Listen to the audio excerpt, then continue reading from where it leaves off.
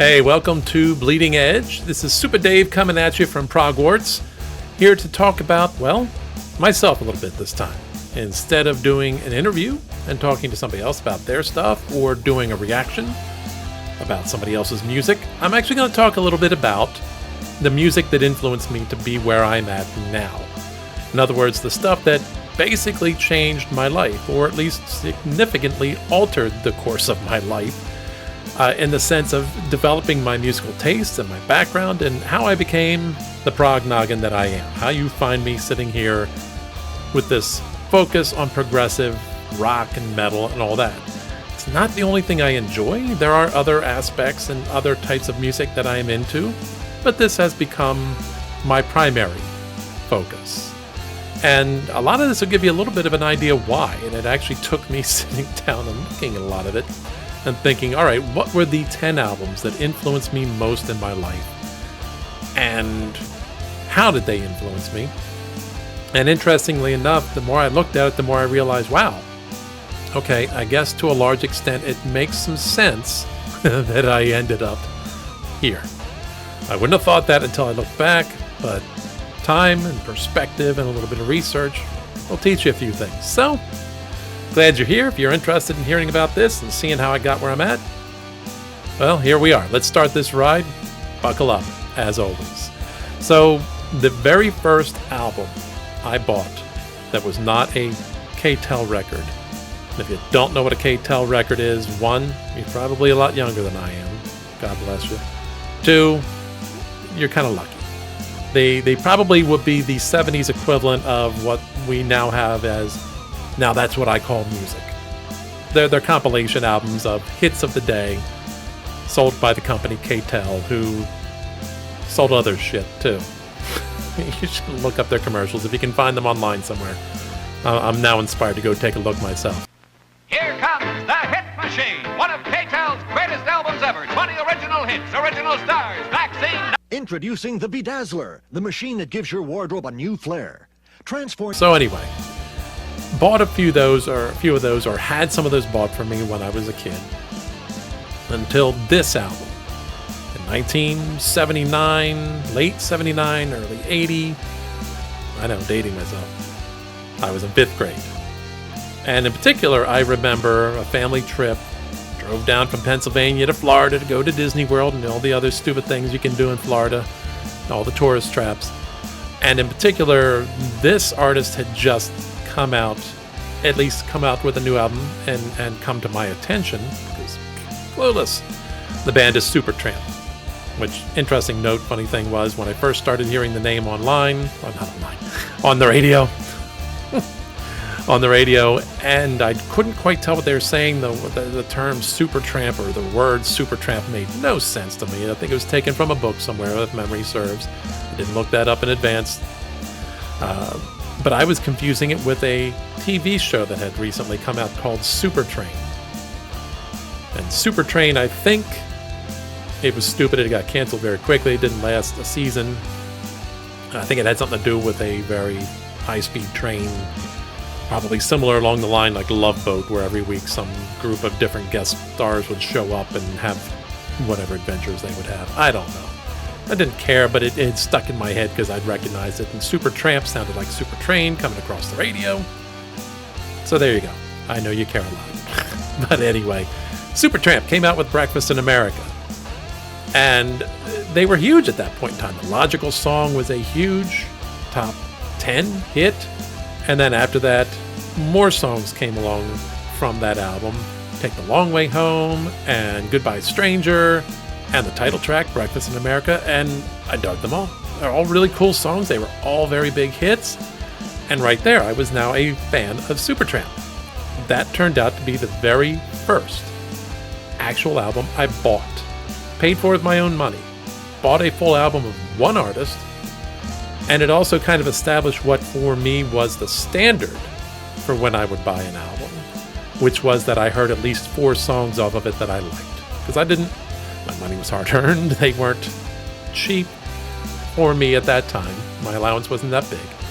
So I didn't buy a lot of albums and couldn't get a lot of them. And I basically decided, hey, I'm just going to get albums where I feel about 100% certain I like them. And so Supertramp sort of established that standard for me of 4 songs. 4 songs that I like, that I hear on the radio. That's an album I would buy. And I didn't buy many albums at that point in time. So that was it. What I didn't know at the time, which I know now, was this was not a new band with their first album. This was a band that was on their 6th album. And it was a band that had more progressive roots, but was drifting towards a more pop-oriented sound at this time in particular. And the main songwriters, Roger Hodgson and Rick Davies, while they were generally a partnership, they often kind of wrote the songs separately and then put them together in the studio. But at this point in time, apparently, due to living circumstances and differences of taste, they were starting to drift apart. And the band was essentially starting to drift apart. And Roger Hodgson would eventually leave the band in the early 80s, but this was kind of the beginning of the end for them. They got another album or 2 together out before they were pretty much done. And so here it is for me, thinking this is a band that's new, that suddenly became big. They were kind of on the tail end of their career. So go figure. So first album, Supertramp, Breakfast in America. After that, I'll admit it was an album I didn't buy right away. I didn't own for years later. Nonetheless, it became pretty prominent in my life. And this was Pink Floyd, The Wall. Obviously, they had a big hit with Another Brick in the Wall, Part 2. That's, of course, believe it or not, the first time they came to my attention. Again, we're still talking like 5th grade, around that time, maybe heading into 6th grade by that point.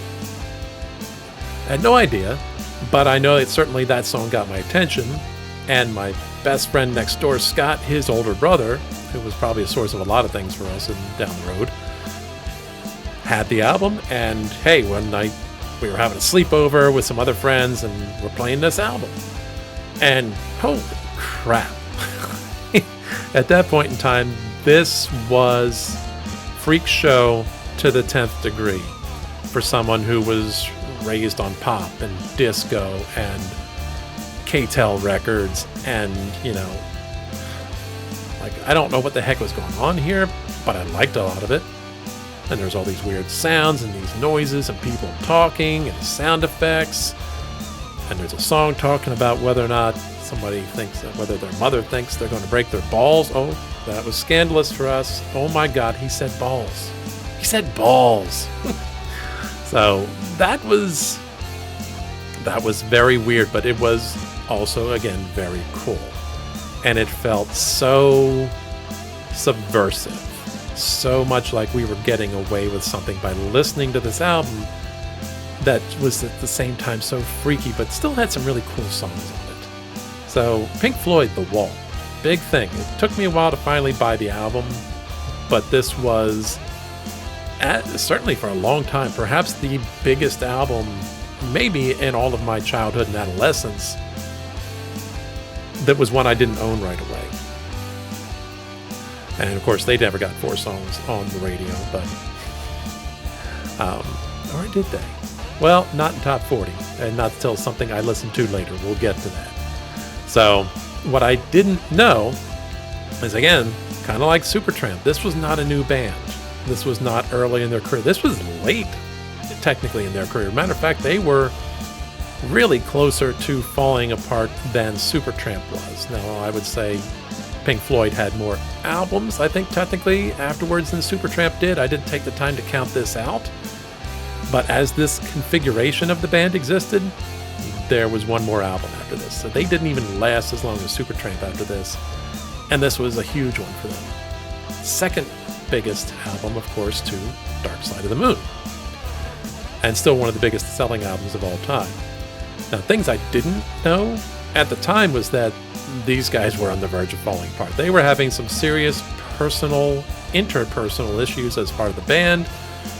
Roger Waters was asserting more and more control over the direction of the band, even to the point that he fired, I'm going to switch the name up here, Richard Wright in the middle of it. I think that was right.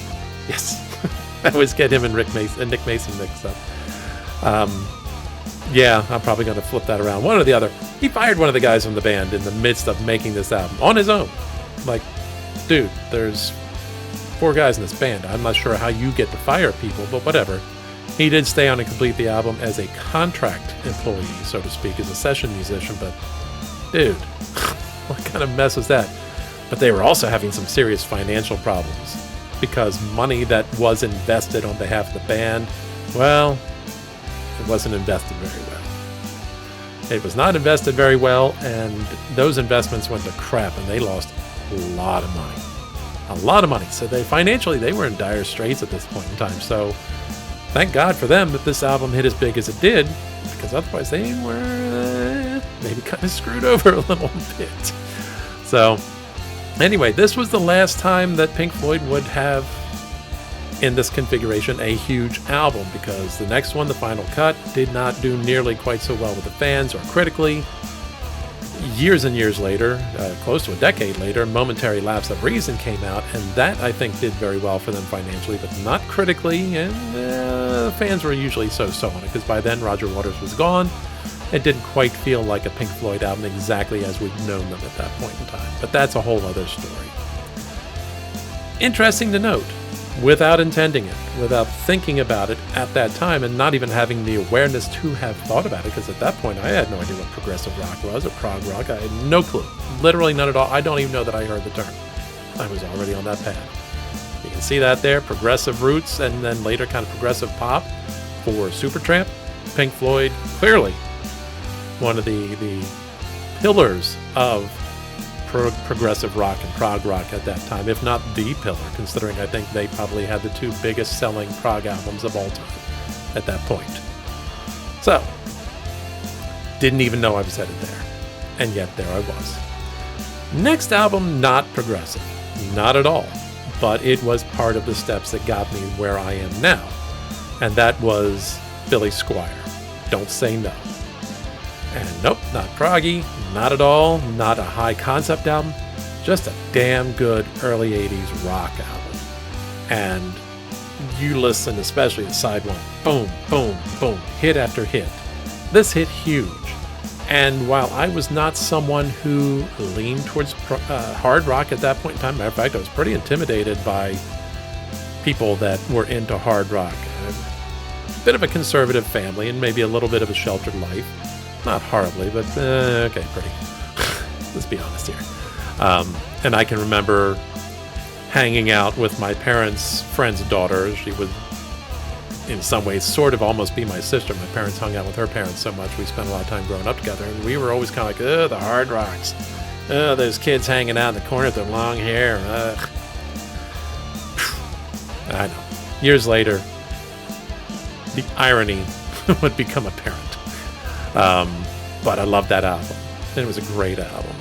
So that was, although technically it was a little bit of time before I did buy it, it was also an album that I heard a lot at that point. And looking back, it was absolutely influential in my development. So, there it is. The Stroke, In the Dark, still among my favorite albums of all time. And it was my closer step to opening the door to stuff that wasn't just on the top 40 oriented radio, where I was stuck at that point in time. What I did not know about that album at the time that I think was interesting is how long Billy had journeyed on his little road to stardom. Like, this was only his 2nd album as a solo artist, but the dude had been grinding it out in the music scene in Boston and all that, in bands and other stuff. He almost became the lead singer of the band Boston. Along the way, it was considered as that a possibility, but this was a long journey on his part to finally break through. So he had worked his ass off to get where he was at this point, and this album totally broke for him. Unlike a lot of these other ones I was listening to, this was not his 6th, 7th, 8th album. He was comparatively new, but worked hard in the scene where people didn't know as much, and had very small success. Interesting note, he's also good buddies with Freddie Mercury, and producing on this album was Mac, who did production for Queen. And Freddie later guest vocaled what do you want to say, on a song on one of Billy's later albums, later songs. So, very cool. But, it may not seem significant at the moment to say I liked Billy Squire. Don't say no, but you'll see where this is going. Next would be technically the third album I bought on my own. I'm trying to do these in chronological order. I didn't say that at the beginning, but if you haven't picked up on that, that's where I'm going here. I'm trying to keep this chronological. The next one was Asia, their debut. What a banger of an album that is. I know the critics dumped on it another time, but they had different expectations going into this. And I had none. I had none. Heat of the moment, one of the biggest songs of 1982. This was pretty much, I think, the biggest album of 1982 in their debut. And Heat of the moment, banger of a song, great song. Not my favorite song off the album, though, believe it or not. Only Time Will Tell, next one out there, loved that as well. And along the lines, one radio station, at least I heard, playing Soul Survivor. And we got those three, I figured, screw it, I don't need a fourth song to convince me to buy this album. I'm buying this bad boy. And for my mindset at that time, this was a hard rock album. If you listen to songs like Time Again and Wildest Dreams and Soul Survivor, I mean, those are banging hard rock, early 80s hard rock at its finest, really, in many ways. They were total kick-ass rock songs. And this was before I discovered things like Van Halen and all that, or AC/DC. So yeah, I know, not the hardest rock out there you could be listening to, but for me, it sure as hell was. And I loved so much of it. And I think it worked for me because it bridged that gap between pop and hard rock. And I was completely, utterly clueless of the progressive rock royalty that was in this band. Didn't know. Had no idea. Steve Howe, John Wetton, Carl Palmer, Jeff Downs. None of those names meant a damn thing to me at that point in time. Not at all. I had heard of bands like Yes, and probably heard of ELP, Emerson, Lake and Palmer. UK, nah. King Crimson, definitely not. Was not aware of those at all. The Buggles, nope. Sorry. My neighborhood, we were just far enough in the country to not get cable right away, and not so far out as to need cable right away to get TV. So we were living off the antenna till I was in my senior year of high school. So yeah, Video Killed the Radio Star? Dude, I had no idea. I might have heard the title. I probably hadn't at that point. Had no idea what it was. The Buggles? Nothing. Barely knew what Yes was. I had probably likely heard a song or two of theirs on the radio at some point as a kid, but I wouldn't have really known what I was dealing with. So Asia came to me with zero expectations. This was just a very melodic, kick-ass, hard rock band and album that I loved. Loved this album. This defined a lot of the early 80s for me, especially the summer of 82. So here I was taking another step simultaneously into the world of harder rock, less pop-oriented, more AOR, album-oriented rock. It was a format at that time. Really isn't a format for radio anymore these days, but if you're not familiar, that's what AOR meant. Them and Billy Squire were absolutely the epitome of AOR rock at the time. And here it was, I didn't know who these guys were from these prog bands. I didn't know what was going on. So the fact that there was all these prog flourishes and these extended musical or extended instrumental sections in these songs didn't mean a lot to me. It's just the way the music was. It's just the way I took it on. And yet here I did not know where I was stepping into. Still yet. All right. So, interestingly enough, the next album, is one that anybody outside of the Philadelphia metro area probably really won't know or remember. This was very much a local Philly guy. And yet, his impact on the national scene was felt much more than you might think. And he's not somebody that would be considered hard rock, certainly not progressive rock, and yet he led me down that path a little bit more. Here's where his significance comes in. The artist is Robert Hazard, alternately at the time also known as Robert Hazard and the Heroes being his backing band, put out an EP. It's huge in Philly, huge in the Philadelphia area. Just absolutely.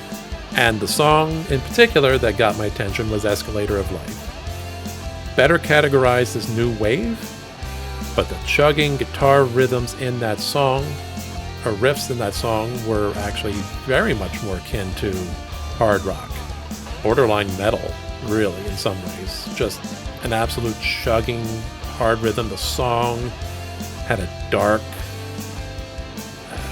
tone to it, a dark... it's a word I'm looking for. Doesn't matter, but it just had a darkness to it. Sensibility. There we go. A dark kind of sensibility and tone to it. It was a bit cynical about consumerism and things like that, but it just, to me, was not pop at that time.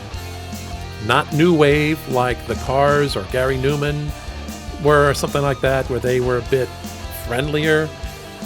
But it's what pulled me into listening to a station like WMMR in Philadelphia. And WMMR was the rock radio station. So bang, the doors were wide open. I did not listen to the station a lot. I was put off by the hard rock nature of it, the non-pop nature of it. I was listening to pop stations. This all changed with Robert Hazard and this EP, his self-titled EP.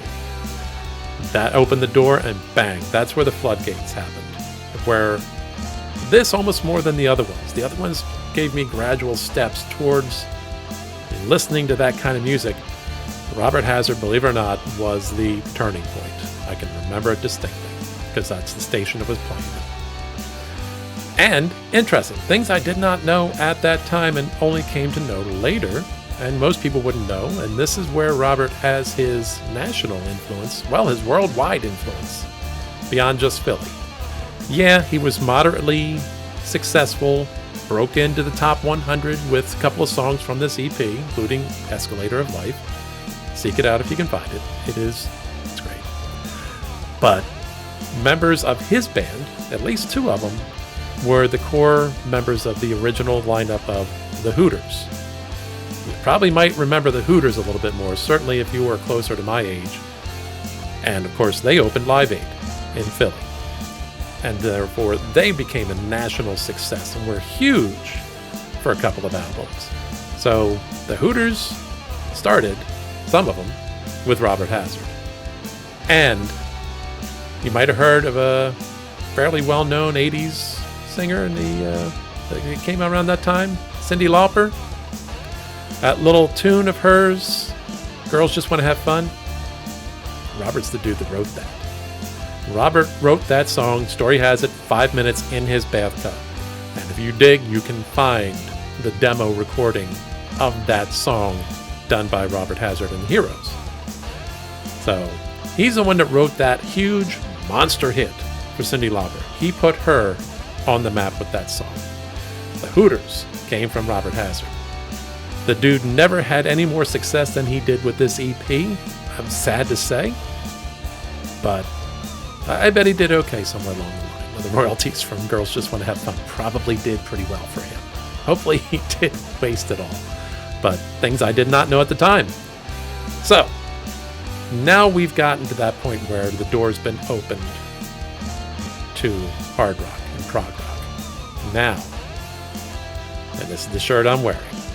You will see it here. Yep.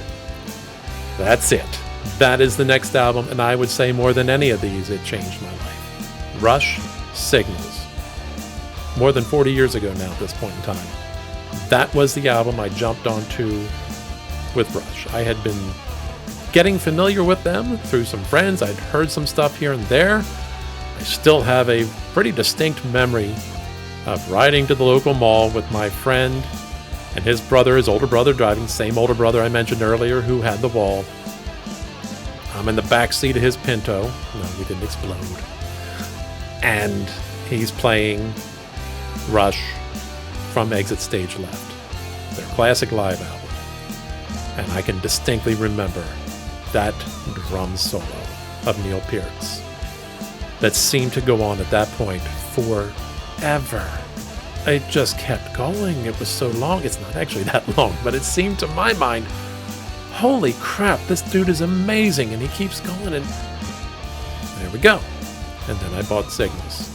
And that was all she wrote. From that point forward, my favorite band forever would be Rush.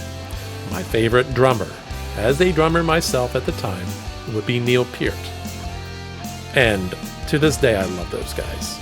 Absolutely love those guys. And this album is the one that did it for me. So there were a lot of things I didn't know at that time. The one that was their first real foray into using a lot of synthesizers in their music, and that was screwing with some people's minds because they were very much the power trio, bass, drums, and guitar. Okay, early 80s. I didn't know Neil at that point in time was being influenced a lot by Stuart Copeland of The Police, and was shifting up some of his playing style to add in some of those textures and the hi-hats and things like that the way that Stuart was doing with The Police. I did not know that this was going to be their last album with their longtime producer, Terry Brown, aka Broom. A lot of things were changing at this point. This was like a juncture point for Rush, and I walked in at that moment with that bridge between classic old Rush and the future Rush of the 80s, heavy with synthesizers and things like that and keyboards. So I was cool with it from that point forward. I never had that big problem where I was listening to, 7 years worth of Rush pounding out all this stuff with bass, drums, and guitar and minimal keyboard influence. I was right there. So it didn't bother me so much from that point, which is kind of cool because the very first new album they released that I bought would be Grace Under Pressure. Still one of my favorite Rush albums. And as much as other people may have chafed at that idea of the keyboards and the 80s flavor, I was there for it. It's just how it was. It's just how it was. So, from that point forward, full-on Rush head, forever and ever. And you see behind me, hard to see with the chair, but my little Rush shrine with Getty's big book of bass and a collection of the cans for their new Rush beer, the swag I got from their final 40th anniversary tour, when they closed it all off. Not actually, it technically wasn't even, I guess it was. I always forget. But yeah, and there it is. That's what it is. So, very cool. Meanwhile, things are about to change, but not much again seismically. Another 5 years. No, 7 years. 6, 7 years. I lost count. Hold on a moment. Let me think. So after that, the next big thing that hit me wasn't until I was in college. And it was a band I only really found out about. I'd heard the name, but I didn't think much of it. Struck me as they were maybe one of those hair metal bands, one of the lesser known hair metal bands that were all over the place in the 80s after, Def Leppard and Quiet Riot hit. So, they were getting lost in the shuffle for me. Then I happened to see a review. Somebody had a magazine, I read the review, and the album was described as, "This is their Quadrophenia or The Wall." Yes, it's that good. That was the quote pretty much. Paraphrased slightly because 30 years ago. That got my attention. I'm like, I gotta listen to this. And interestingly enough, without having heard a song first, I bought the album. I had more money then. I could take more chances. And that was Queensryche, Operation Mindcrime. This was my first experience, the concept of progressive metal. Even though I still didn't have that term at that point in time. All I knew is this was a concept album. This was in the vein of Quadrophenia or The Wall or something like that. So that had me intrigued, and I liked that idea, but the idea of progressive metal, I had barely gotten my head wrapped around progressive rock. Didn't strike me to even think about categorizing it as this at that point. So there we go. And wow, I can remember listening to that album at home in my kitchen. I was doing something else at the time, and I cannot remember what it was. All I know is I was in the kitchen for some reason, which is not usually where I absorb new albums. But that's where I was. And so I can distinctly remember that's how much of an impression that album made for me. And it is an amazing album. Absolutely amazing. And there we go. Another step into prog and another step into harder rock too, because prior to that, most of my metal exposure was pop metal, hair metal. Def Leppard is probably maybe the heaviest album I owned. Maybe I had a couple songs of Ozzy Osbourne, but he put me off a little bit at that point. And I wasn't into Metallica. Nobody I knew was listening to Metallica really at that, at that point. So this was heavy metal for me. For what I was used to listening to, this was the heaviest thing I'd heard. Really, get down to it. What I didn't know about it at the time was, again, the idea of prog metal, but also the idea that this whole thing, and it's amazing, you listen to a lot of their lyrics on this album now, it's still pretty damn relevant when they talk about the socio-political environment and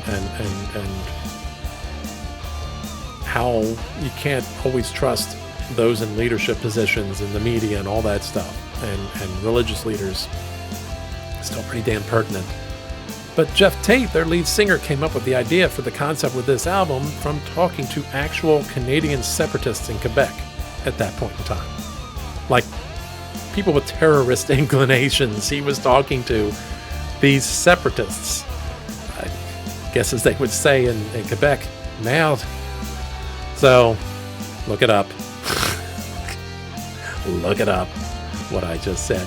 So yeah, that's pretty wild stuff at that point in time.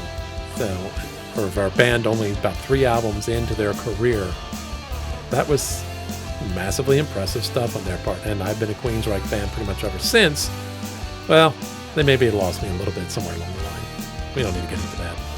But Operation Mindcrime, that's a big one.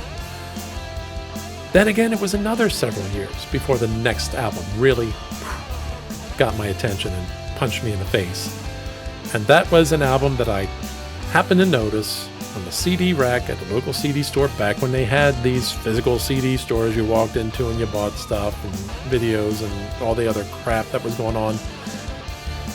Walked in, the album cover caught my attention for whatever reason, and in particular the promotional sticker on the album cover that said, "Yes meets Metallica." Okay, sold me right there. Because at that point I understood more about Yes, I understood more what was going on. I was familiar with Metallica, at least at that point, because they'd finally broken through commercially with the Black Album. And now I understood a little bit more, and I wasn't put off or intimidated by metal. And again, I didn't hear a single note of any of the music on this album, but Yes meets Metallica. And if you're watching this far and you've been watching my channel, you probably already can guess where this is. Yes, I am talking about Images and Words by Dream Theater. Oh my! Such a damn good album, and I played that thing over and over and over again. I'd never heard a metal band doing what they were doing.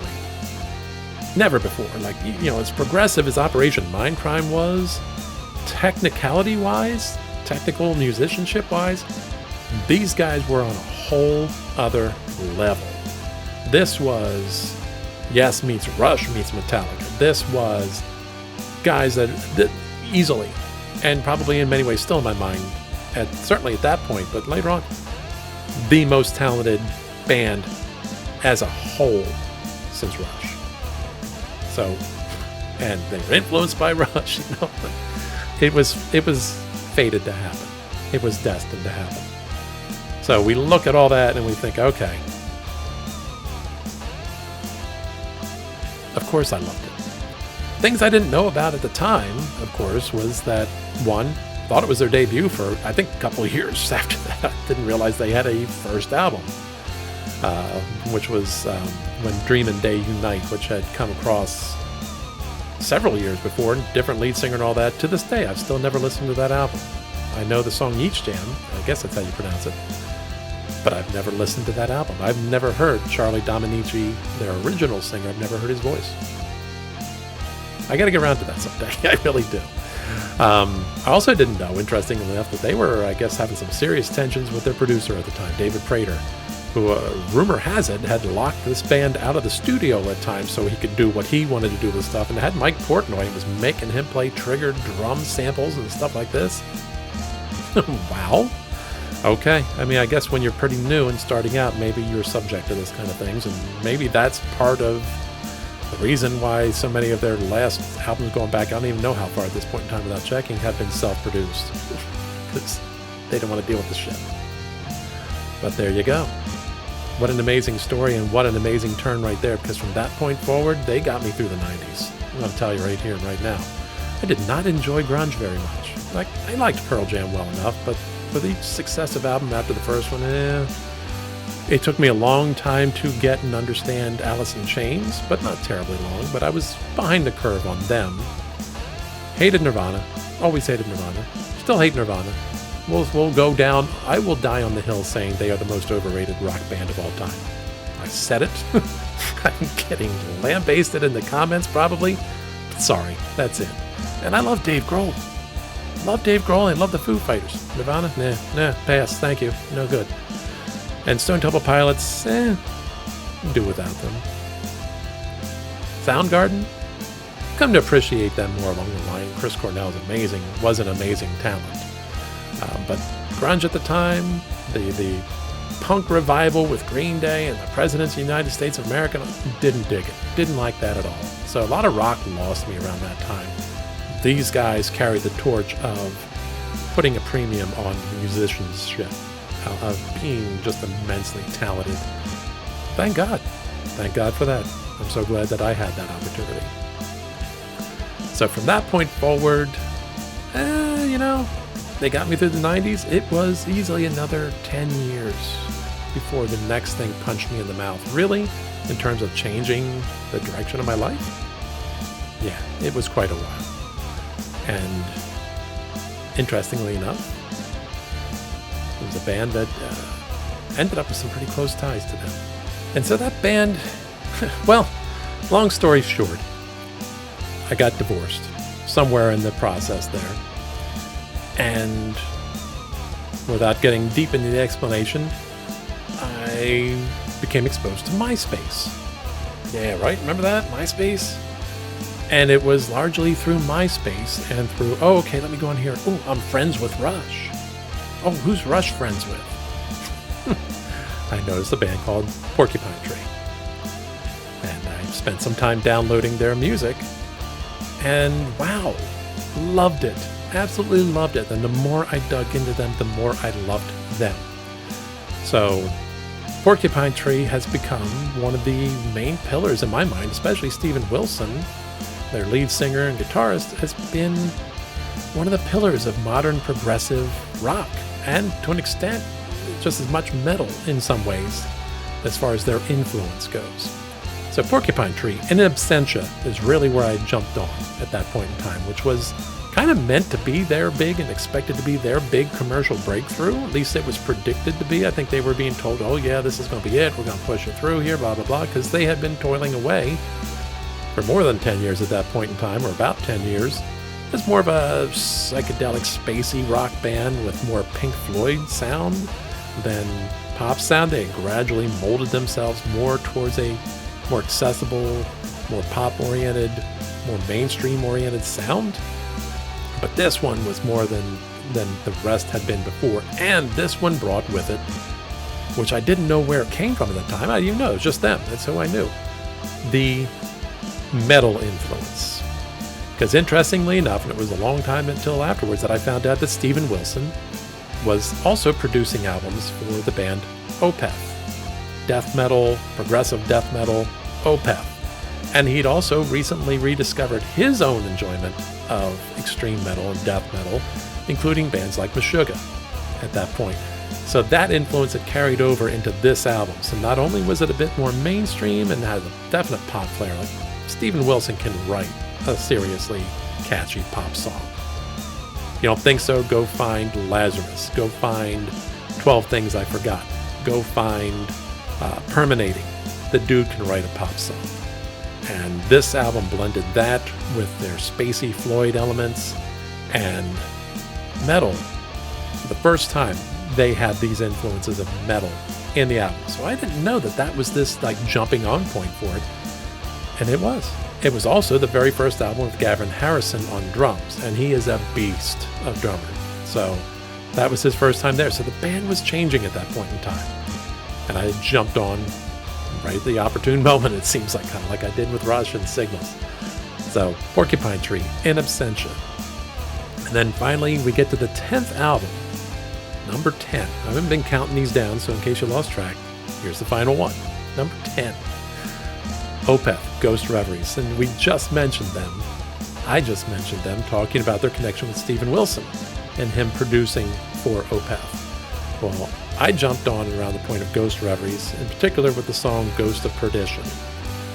And it's funny, going back to the MySpace connection, Rush listed Opeth as one of their friends. I did not know the name Opeth, had no clue who they were, but I did know the name Otep. So I had mixed them up in my mind. I thought I was singing Opeth. I wasn't picking up that I was mixing the two up at that time, and I'm sitting there thinking, what the hell is Rush doing listening to this screaming female-fronted metal band? The hell? Never thought they'd like that kind of stuff. Different thing altogether. But Opeth had just come off a string of albums produced by Steven Wilson going back to Still Life in '99, and this was 2007. So this was the first album he was not producing for them since that. And it was also an album where they were going back more heavily into the metal and the death metal growls and all that. But what really caught my attention was, okay, I think somewhere along the line I went, Rush is into Opeth, let me check this out. And this is the song I found first. And I listened to it and I remember thinking, really? The Cookie Monster death growls? You guys are into this? And I gave it a chance and I listened to it a bit. And then all of a sudden in the midsection of the song, the first significant tonal change, Ackerfeld starts singing, Michael Ackerfeld, their lead singer, starts singing clean vocals. Dude is good. He's got this great, smooth, deepish voice and this nice delivery. And like, wait a minute. Is this the same dude who just did all those growls and now he's singing like this? Mind was blown. Mind blown. And that caught my attention. And so at first I would share this song with people like, oh my God, you got to check this out. This is kind of funky. And more I would listen to more of the song. And suddenly I realized this is way out there progressive stuff that they're doing. This is cinematic. This is amazing. So Ghost Reveries becomes the next album that I get. The next one to really change my world because it opened me up to a whole other frame of reference where, you know what, I wouldn't automatically reject a song because somebody is growling or screaming. Kind of depends. It opened up to me getting into things like Kill Switch Engage and Ginger, and I connected to things like Avenged Sevenfold, things that I might not otherwise have listened to. So I'm very happy that I found Opeth. I'm happy that Rush turned me on to Opeth. Kind of an amazing thing if you get down to it. So those are the 10 albums that I really would say changed my life. They literally did put me in different directions. Could I have added more to this list? Maybe. One bonus that I would throw in there was Rush, Clockwork Angels, and it changed my life in many ways, mostly because, one, it was the first album since Neil Peart came back to the band following the deaths of his wife and his daughter in the late 90s within 10 months of one another. His daughter died in a car crash, his wife died of cancer 10 months later. I think I've got the order right off the top of my head. And so he left for a while, and then he came back, and Vapor Trails was a nice return. I didn't love the album. Snakes and Arrows was a really cool album in many ways, but I didn't love it as a whole. There were some songs on there that just didn't do it for me, but I will still say Far Cry ranks with the best of stuff that Rush has ever done. If you are familiar with Rush and you like their stuff, go find Far Cry if you've never heard it. It's a great, great, great song. And then Clockwork Angels comes out. And wow, what a return to form without redoing. They didn't rehash with this album, but it was a return to form with such a solid, poignant album. And if you want to talk about a great album to end a career, this is one of the all-time. Absolutely one of the all-time, and especially the song The Garden, which to this day, to me, is a song that I can get a little misty about thinking about it in terms of Neil's life. Given that, years later he passed away from cancer, and this was the last album they wrote and the last song on that last album. And thank God I was able to take my kids on that final tour, because they'd never seen Rush live. And I forked out the money, close to $1,000 for the three of us to get the VIP tickets and all that. Worth every penny. Worth every penny. So, would I say this album changed my life? No. Would I say it left an indelible mark on my life? Hell's yes. Yes, it is. For a band that I love and a drummer that I love, this was a statement album. Honorable mentions on there, albums that were big and that I remember absolutely being a huge part of my life. They're a little bit more varied. The Fix, Reach the Beach was probably my favorite of the new wave bands and favorite of the new wave albums at the time. If you still want to call them new wave, some of them might call them synth pop or whatever at the time. They're actually more guitar oriented of a band than synths. Synths were heavy, but Reach the Beach, man, I'm surprised that album didn't break. I played it so much that summer. That was an amazing album. Van Morrison, Enlightenment. That was, believe it or not, the first time I really bought a Van Morrison album. I was familiar with him. I knew some of his stuff, but I didn't get that heavily into him. I was in college at the time, and I was hearing about this album. I checked it out, and it was such a cool, mellow album. And I think at that point in my life, I was maybe shifting towards being more open to more mellow stuff. So Enlightenment hit pretty well, and the 1-2 punch for him at that point in time was Enlightenment followed by Hymns to the Silence.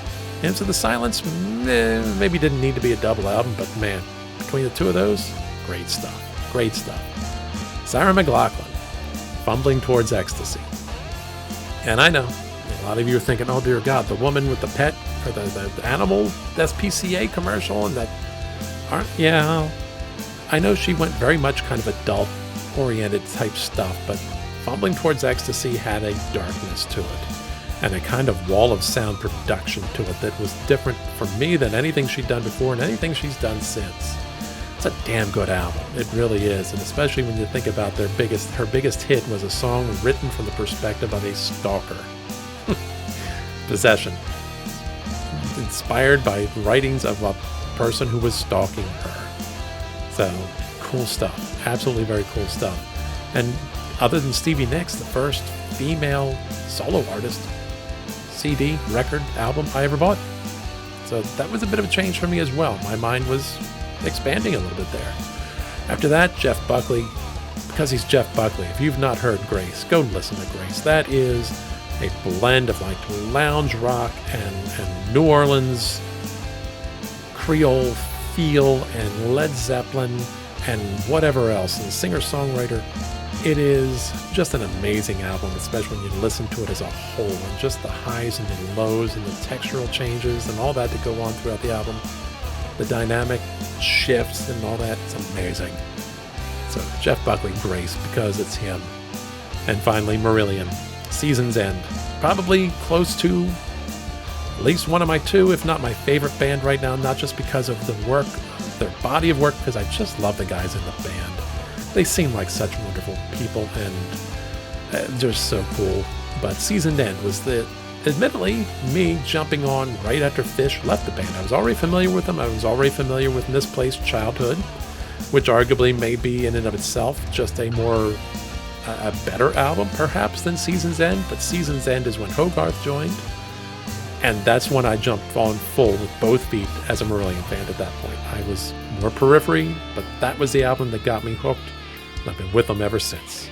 So those are the big ones. Those are my honorable mentions. So, I don't know. What are your thoughts, folks? Am I crazy? Did it make sense? It probably all did make sense in the end. But at the time I was going through the path, I didn't foresee where I would end up. But those are the albums that changed my life. So let me know what you think in the comments. If you're digging what I'm doing here and you want to follow along for the other stuff, Do the things with the like and the subscribe and the bell. Please, if you don't mind, check me out as far as my interviews and my reaction videos. If you like your interviews in podcast form, you can find the interviews that way under Bleeding Edge Interviews. Check out the social media. The names and the links are in the bottom.